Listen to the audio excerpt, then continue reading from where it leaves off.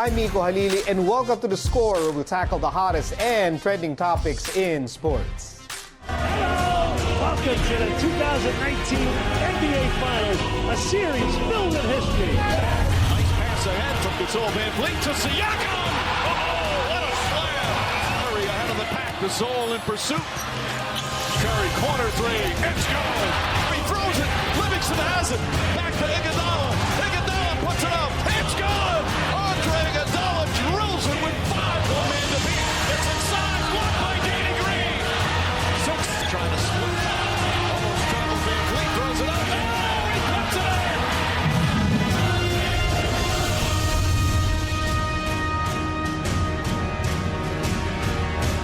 The Toronto Raptors are now up 2-1 over the Golden State Warriors in the NBA Finals. The Raptors won on the road Game 3 in Oakland, 123-109, despite Steph Curry exploding for 47 points. Now, to help or to explain what happened in this game and how the Raptors won and what this means to Toronto, let's bring in our legends, the trigger man, Allan Caidic, the defense minister, Codinera, and the CEO of Extra Rice Incorporated, Big Beau Belga. Ito bigat. Kasi big win for the Raptors, kaya nagpasok tayo ng big-time analysts, okay? Coach Allan, I'll start with you. Kanino ka pinaka nabilib among the players who played well for the Raptors? For this game, nakita ko si Pascal Siakam kasi he's the one who initiate the start of the game kasi nakikita mo dinodouble nila si Kawhi, tinatrap nila. And siya yung aggressive. If you can remember, first game 32 points, panalo sila. Second game 12 points lang siya. They lost that game. But kanina, first quarter pa lang naka 12 points na siya. And then it created a lot of opportunities sa other players, yung mga open shots ni Green, ni Lowry, and even Gasol. Naging they started really well. They took advantage of the opportunity na injuries ng Golden State. Yun din, lalo na nung first game sila nanalo, napansin ko din na talagang bago pa siya sa liga, grabe yung performance ng Siakam. Talagang nag-28 points ata siya ron. So sabi ko, grabe ito Pero I don't know lang yung consistency niya. Pero kanina, kasi hindi ko nakita yung first quarter, so sabi ko, inabutak mga second. Sa akin, for me, yung what struck me is yung si Lowry. Kasi, marami siyang mga, naiikot niya yung bola and yung load kay Kawhi in bringing down the ball, siya na nagbababa, plus nahihit niya si Van Vliet, tapos kay Pau Gasol, umiikot yung atake and yung defensive prowess niya nandun, hindi nawawala, and he's really a tough guy. Kahit yung mga commentators sinasabi sa kanya na ang tibay, ang grabe siya sa depensa, rumorol, ang pag merong penetrate, nandun siya para tumulong.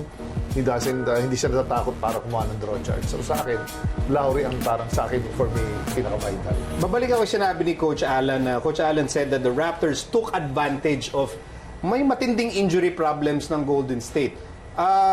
Beau, hindi pa talaga naman kailangan gawin yun ng Raptors na kung kulang ng tao yung kalaban mo, you really have to take advantage. Siyempre, unang-una, yung mga nawala sa kanila is hindi mo masasabing bench player lang. Wala si Durant, nawala si Clay. Pag yung pinagsama dalawa, 40, pati 50. yung Looney, Di ba? So, ang ginawa ng Raptors, talagang tinake advantage nila. Kawhi is given. Kawhi will make 30. And the good thing kanina dun sa Raptors is yung the rest.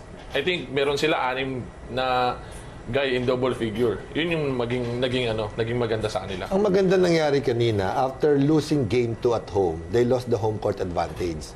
But kanina, with this win, nabalik uli sa kanila So the pressure is on the Warriors now para matay nila yung series. And with the injuries, yung situation nila ngayon, it's a big question mark sa nila. Pero yung base dun sa narinig ko dun sa sinabi nila nung coach ng Raptors is all they need is just one game, makakuha na isa sa Toronto. So I think right on track sila doon. And of course, babalik talaga si Golden State. Pero syempre, because of the injuries, yun nga, paano saan mo kukunin yung score yung binanggit mo, saan mo kukunin yung mga 40 points na nawawala Kahit magtulong-tulong si Golden State, Ako, paano sino makaka-provide doon? Sabi ko, ngayon, but with the Curry around, tinodo niya na. Pero and yet ko lang, kaya that makes this game so exciting na ano na naman ang mangyayari sa next game. Beau, ano masasabi mo sa mga tao na ini-insist, sinasabi na hindi naman kailangan ng Golden State si Kevin Durant? Kalokohan yun. Kevin Durant is Kevin Durant.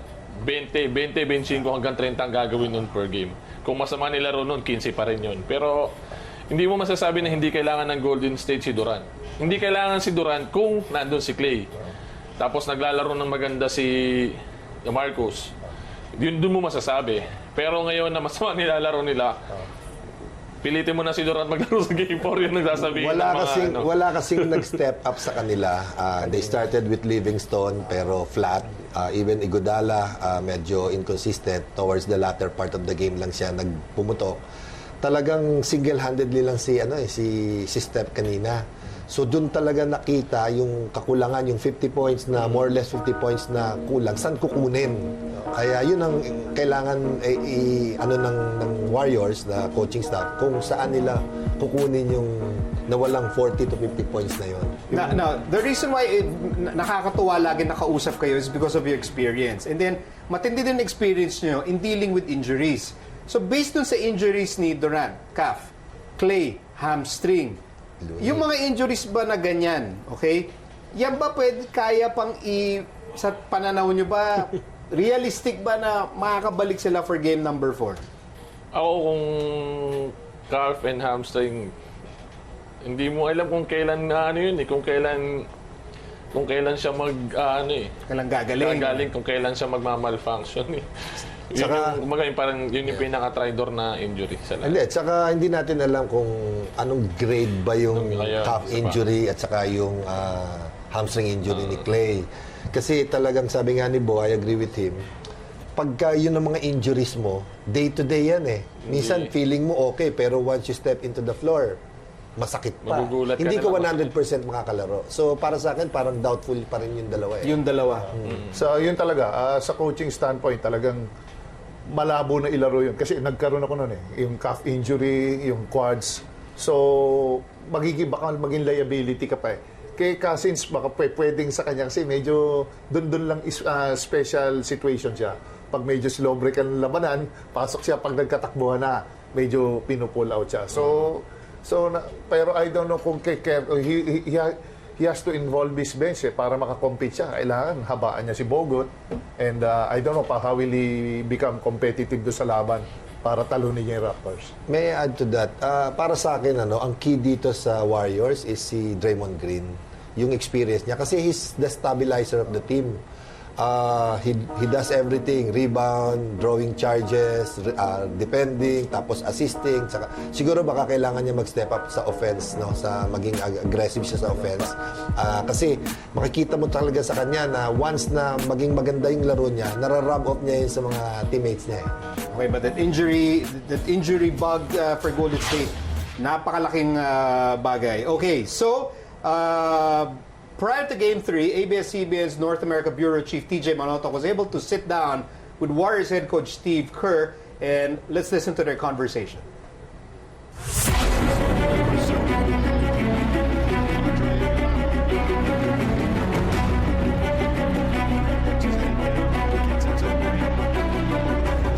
The Golden State Warriors go deeper in their mission to three-peat in this year's NBA Finals against the Toronto Raptors, and head coach Steve Kerr faces the task of handling a depleted roster. Theoretically, arguably, you're one of the most banged-up finals teams in a long time. How do you feel about that, and how do you address this moving forward? Just part of the game, over the 5 years that we've been to the finals now, we've had some of this. Our opponents have had some of this, and in the end, it doesn't matter. You have to just make do with what you have, and you got to try to keep winning. The defending champions continue to battle injuries with a recovering Kevin Durant, but the three-time champion coach remains optimistic in the performances of DeMarcus Cousins and his reserves. We're lucky that DeMarcus has returned. And we'll see what happens with Kevin, the rest of the series, and Clay as well. But we've got a lot of guys on the bench who are ready to fill in. As the season marks the last of the Warriors playing days in the Oracle Arena, Coach Steve plans to give the strong Filipino fan community of Oakland another championship to remember. Well, we know how popular basketball is in the Philippines, and we're lucky to have a lot of Warriors fans there, and so we're hoping we can finish this season off right. You know, it's been a theme of ours last year at Oracle, last year in Oakland before we moved to San Francisco, and I can think of no better way than to win this series and close Oracle down with a championship, but we know how difficult that's going to be.